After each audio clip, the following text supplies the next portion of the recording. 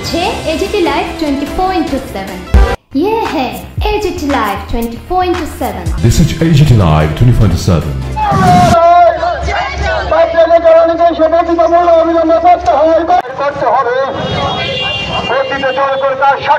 সরকার জবাব চাই, জবাব দাও। করতে হবে, করতে হবে, সংগ্রাম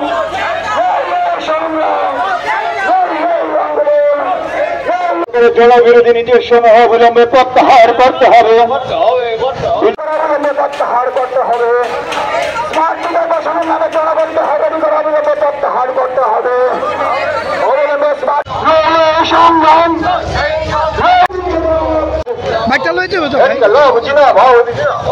CPIM দিচ্ছে না, অবিলম্বে বর্ধিত জল কর প্রত্যাহার করতে হবে, অবিলম্বে প্রত্যাহার করতে হবে। স্মার্ট মিটার মানছিল মানরা জনস্বার্থে CPIM চলছে সরকারের সিদ্ধান্তের প্রতিবাদে বিজেপি সরকার ইনকলাব জিন্দাবাদ। সবকিছুর দাম বাড়িয়ে দিচ্ছে, কার স্বার্থে জবাব চাই, জবাব দাও। জনগণকে হয়রানি করা বন্ধ অবলম্বন করতে হবে। রাজ্যের বিজেপির যে জোট সরকার, এই জোট সরকার মানুষের বিরুদ্ধে ইতিমধ্যে যুদ্ধ ঘোষণা করেছে। তারা একদিকে বিদ্যুতের বিল বাড়িয়ে দিয়েছে, বিদ্যুতের বিল বাড়ানোর নামে পেছনে দরজা দিয়ে বিদ্যুৎ দপ্তরকে বেসরকারি করার প্রথম ধাপ হিসাবে স্মার্ট মিটার আমদানি করেছে। একদিকে বিদ্যুৎ দপ্তরকে মানুষের বিরুদ্ধে যুদ্ধ ঘোষণা করেছে, অন্যদিকে মানুষের যে দ্বিতীয় জীবন আমরা বলি সেটা হচ্ছে পানীয় জল। এই পানীয় জলের উপর ইতিমধ্যে তারা ট্যাক্স বৃদ্ধি করে দিয়েছে।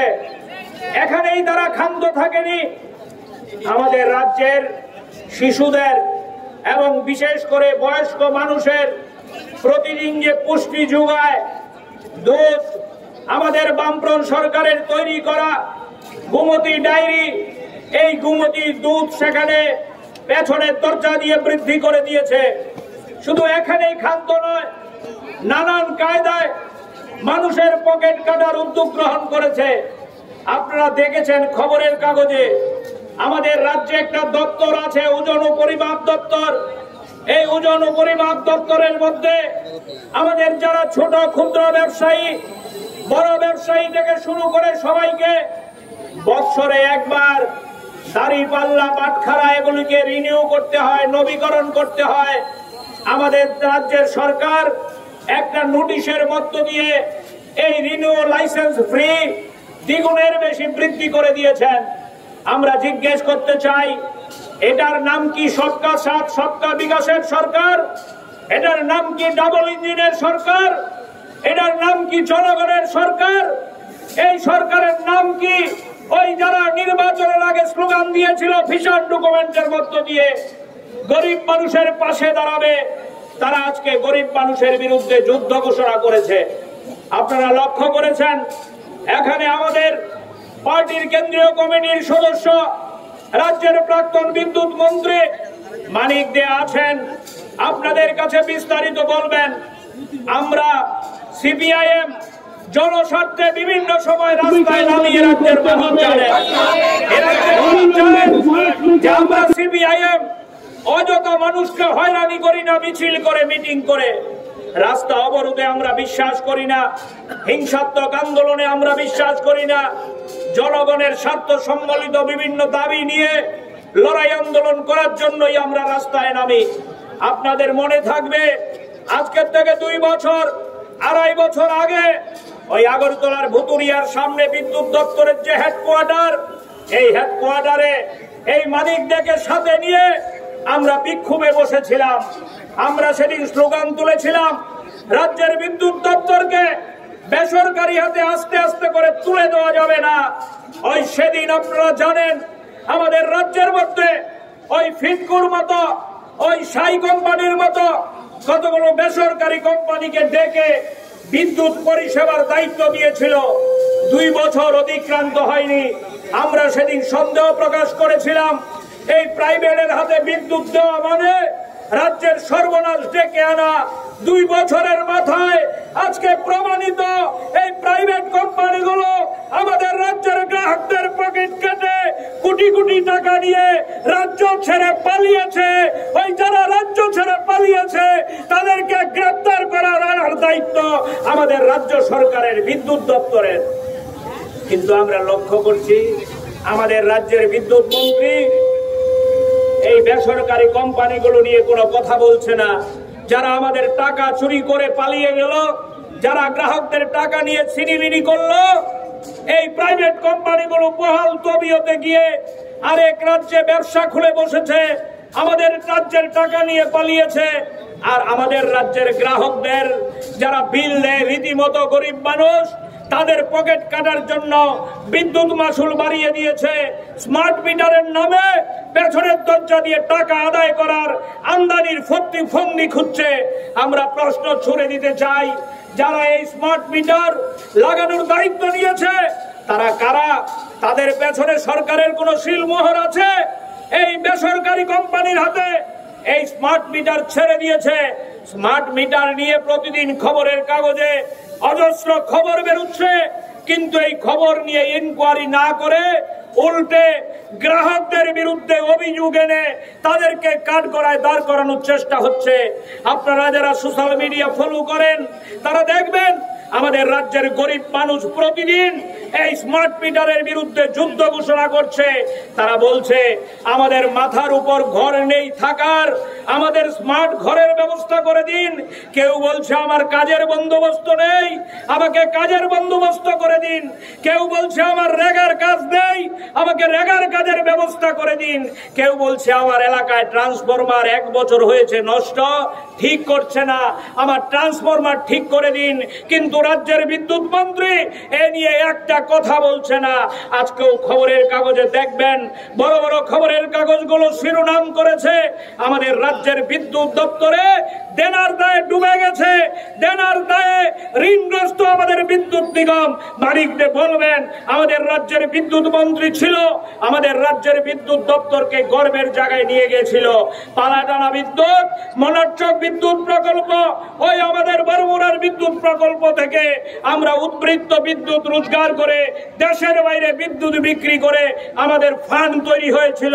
আর এই ফান্ড আজকে ঋণের দায়ে ওই জরাগ্রস্ত আমাদের এই বিদ্যুৎ দপ্তর এই নিয়ে টু শব্দ করছে না। এই ঋণ পরিশোধ করার জন্য পেছন দিয়ে গ্রাহকদের পকেট কাটছে। একই কায়দায় ওই পানীয় জল পায় না, এক বেলা গেলে আরেক জল নাই, জলের সাথে কেঁচু যাচ্ছে, পিঁপড়ে যাচ্ছে, আরশোলা যাচ্ছে, বিশুদ্ধ পানীয় জল নেই। আগরতলার হেডকোয়ার্টার নেতাজি চৌমুহনীর কাছে কদিন আগে আপনারা দেখেছেন খবরের কাগজে, এই জল পান করলে জন্ডিস হচ্ছে। ডাক্তাররা সার্টিফিকেট করেছে পৌরসভার জল থেকে পেটের রোগ হচ্ছে। আগরতলা শহরে দূরবর্তী কোনো জায়গায় না, বিশুদ্ধ পানীয় জল যারা সরবরাহ করতে পারে না তারা জলকর এক কলমের খোঁচায় বাড়িয়ে দিয়েছে। ওই আমরা আজকে জানেন আপনারা গ্যার পূজার ছুটি, আমরা আধিকারিকদের কাছে সময় চেয়েছি। আগামী সোমবার আমরা ওই রান্নার গ্যাস যারা সাপ্লাই দেয় আগরতলা শহরে মাটির নিচ দিয়ে, যারা আমাদের পিএনজি গ্যাস, অটো রিক্সা, বাস গাড়ির যে গ্যাসে চলে, এই গ্যাসের দাম বাড়িয়ে দিয়েছে। আমরা ঠিক করেছি সদর মহকুমার পক্ষ থেকে আগামী সোমবার এই জল বোর্ডে আবার আসবো, ডেপুটেশনের কপি নিয়ে অফিসারদের সাথে মিলিত হব। গুরকা বস্তিতে আমরা যাব, ওই যে যারা গ্যাস সাপ্লাই দেয় যেই সংস্থা আছে টিএনজিসিএল, তাদের সাথে আমরা ডেপুটেশনে মিলিত হব। আধিকারিকদের আমরা প্রশ্ন ছুড়ে দিতে চাই, আপনারা কার স্বার্থে, কার কথায় আপনারা গরিব মানুষের পকেট কাটছেন। সরকারের রাজনৈতিক সিদ্ধান্ত ছাড়া এটা করা সম্ভব না।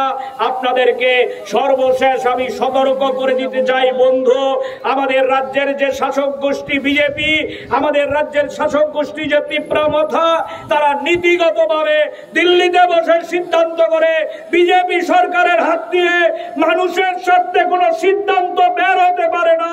বিজেপি মানেই হচ্ছে জনবিরোধী। এটা গত 8 বছর ধরে আমরা অক্ষরে অক্ষরে প্রমাণ পাচ্ছি।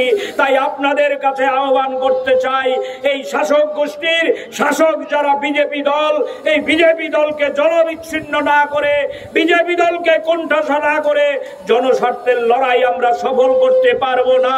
তাই চলুন, একদিকে আমাদের এই জনস্বার্থ সম্বলিত লড়াই রাস্তায় নেমে চলবে, অন্যদিকে বিজেপির বিরুদ্ধে সাংগঠনিকভাবে আমাদের লড়াই চলবে।